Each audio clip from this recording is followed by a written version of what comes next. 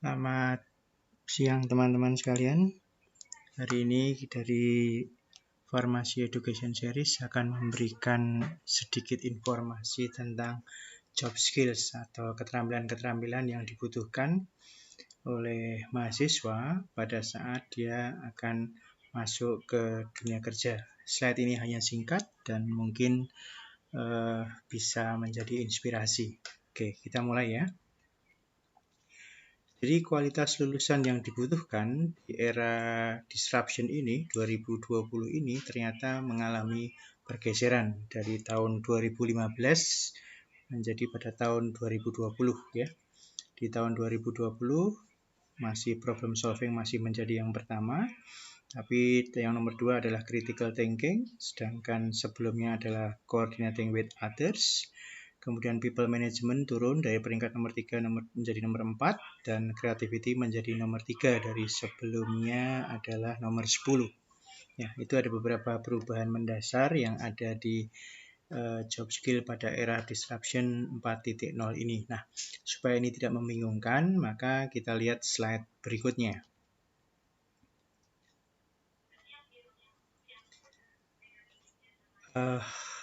Jadi teman-teman, untuk bisa bekerja dengan baik di dunia kerja, sebetulnya kita perlu mempertimbangkan 3 hal penting ini, yaitu kapasitas diri kita sebagai manusia, kemudian organisasi, karena kita dalam bekerja pasti diwadahi dalam suatu organisasi, dan bagaimana kita beradaptasi dengan teknologi.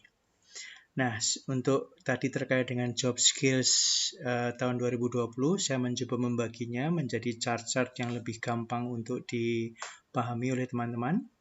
Yaitu yang pertama, untuk manusia itu bagaimana kita memiliki kemampuan problem solving dari yang sederhana sampai dengan kompleks. Lalu kemudian teman-teman diharapkan memiliki cara berpikir yang kritis atau yang disebut dengan critical thinking. Kemudian pengelolaan emosional menjadi suatu hal yang lebih dominan, yaitu emotional intelligence. Kita tidak bicara intellectual intelligence atau IQ, tapi kita bicara EQ. Ini adalah hal yang berbeda lagi.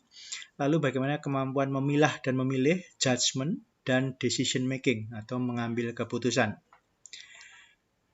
Kemampuan negosiasi itu juga sangat dibutuhkan di era disruption 4.0 ini, dan juga cognitive flexibility.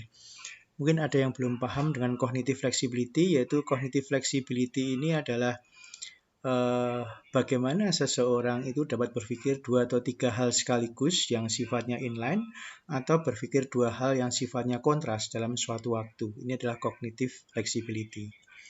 Nah, kalau teman-teman sudah memiliki kapasitas ini, maka semua kapasitas ini dari problem solving, critical thinking, emotional intelligence, judgment and decision making, negotiation and cognitive flexibility ini akan dibawa oleh teman-teman untuk masuk ke dalam suatu organisasi. Nah, di situ teman-teman akan berinteraksi dengan orang lain, coordinating with others di situ. Dan kalau teman-teman di situ dalam suatu grup atau kelompok dan sebagainya, maka kita membutuhkan kemampuan mengatur orang, people management. Dan untuk menghasilkan suatu karya-karya yang inovatif, kita membutuhkan kreativitas. Dan dalam organisasi, kita harus punya sifat selalu memberikan yang terbaik atau melayani dengan hati. Kita sebutnya di sini dengan service orientation.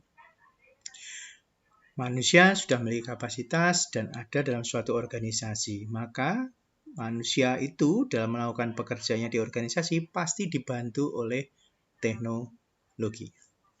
Teknologi adalah sesuatu hal yang tidak bisa dihindari saat ini, jadi istilah saya mengatakan di sini beradaptasi dengan teknologi, terutama teknologi digital. Teman-teman mungkin sering kalau melihat di lamaran pekerjaan ada tulisan menguasai MS Office mungkin, atau menguasai desain dan menggunakan Adobe Photoshop atau apapun itu, content creator dan sebagainya. Mungkin teman-teman juga membutuhkan pengetahuan tentang artificial intelligence, ya, komputasional misalnya, atau bagaimana bekerja dalam cloud misalnya gitu, tidak dalam jaringan nyata tapi dalam dunia maya misalnya demikian. Nah, selain 3 itu, manusia, diri kita sendiri, masuk dalam organisasi, punya perilaku tertentu, dan beradaptasi dengan teknologi, kita diharapkan punya 3 hal mendasar yang tidak boleh kita lupakan. Yaitu kita harus jujur, disiplin, serta tidak takut gagal. Pondasi ini sangat kuat. Ya, diharapkan semua orang akan melakukan 3 hal ini. Karena 3 hal ini akan berbuah banyak. Orang yang disiplin itu akan berbuah dipercaya. Orang yang dipercaya akan memiliki banyak teman. Memiliki banyak teman akan bisa bekerja sama. Dengan bekerja sama akan bisa punya ide-ide baru. Dan sebagainya. Nah, ini contoh dari disiplin kita punya hal-hal yang lain. Tidak takut gagal, banyak sekali. Orang yang tidak takut gagal, pasti berarti kalau dia jatuh, dia akan bangkit lagi. Otomatis dia akan berusaha menguasai. Mungkin kita takut berhadapan dengan teknologi baru. Kalau kita sudah mencoba, pasti kita mungkin 1 kali, 2 kali gagal. Tapi pasti setelah itu, kita juga akan berhasil. Nah, ini adalah 3 hal mendasar yang ada. Jujur itu pasti, karena ini terkait dengan humanisme. Jadi masalah kejujuran adalah hal yang mutlak. Kalau teman-teman ingin menjadi entrepreneur, kejujuran adalah nomor 1, karena dari jujur akan menimbulkan trust atau kepercayaan orang lain. Ya, itu ya teman-teman untuk terkait kualitas yang dibutuhkan. Lebih detail lagi, saya geser sedikit. Menurut Dikti, kualitas lulusan yang dibutuhkan untuk 21st century ini adalah 4C, yaitu critical thinking, collaboration, communication, dan creativity. Kurang lebih sama dengan yang saya sampaikan di sini. Nah, yang penting di sini adalah bagaimana teman-teman itu mencapainya. Kita lihat dulu di critical thinking di situ. Critical thinking itu berpikir kritis. Untuk bisa berpikir kritis, maka kita harus memiliki wawasan yang luas. Wawasan yang luas dapat kita capai dengan cara membaca atau belajar berkelompok, sehingga kita memiliki kemampuan untuk menganalisis data atau memiliki reasoning dalam sebuah tindakan dan memiliki kemampuan problem solving. Lalu untuk membangun kolaborasi, ya, kita harus berkooperatif dengan orang lain, ya, berkolaboratif mungkin dengan pakar, dan kita harus memiliki fleksibilitas. Dan ditambah kalau kita mau untuk bisa berkolaborasi, kita harus memiliki responsibilitas atau tanggung jawab dan juga kemampuan untuk selalu produktif. Ya, responsif itu juga dibutuhkan, terus kemampuan leadership dan intuitif itu juga diperlukan. Communication, ini menarik sekali. Kalau communication, jadi kita punya kemampuan critical thinking yang bagus, mungkin kreativitas yang bagus, collaboration yang bagus, tapi kalau kita tidak mampu mengkomunikasikannya, maka itu akan sia-sia saja. Tapi sebelum kita bicara komunikasi, kita bicara creativity.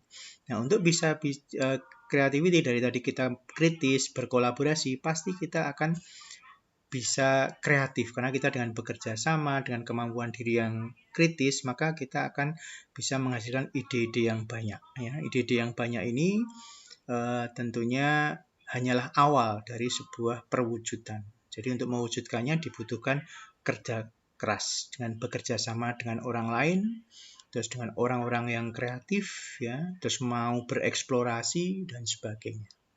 Dari yang kita miliki dari critical thinking, collaboration, dan creativity ini, kita masuk kembali ke komunikasi.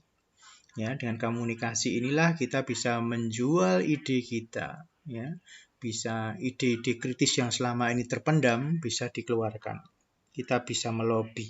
Kita bisa melobi dengan cara oral presentation atau membangun efektivitas communication dengan mendengarkan mereka. Lalu kita bisa berkomunikasi dengan media digital atau terlibat dalam diskusi-diskusi yang bisa mencetuskan ide-ide baru. Nah, 4 hal ini teman-teman, critical thinking, collaboration, creativity, and communication adalah hal mendasar yang dibutuhkan oleh teman-teman mahasiswa yang saat ini ada di era disruption ini. Walaupun saat ini kita ada di masa pandemi, di mana teman-teman belajar dengan kondisi online learning, ingatlah 4C ini. Bagaimana Anda tetap kritis, bagaimana Anda tetap bisa berkolaborasi, bagaimana Anda bisa kreatif, dan bagaimana Anda bisa berkomunikasi. Oke, sekian ya. Terima kasih sudah mendengarkan presentasi ini ya. Jangan lupa klik like atau subscribe channel saya ini ya, Yosef Wijaya Pharmacy Education Series. Terima kasih, selamat siang, sampai jumpa lagi di lain waktu.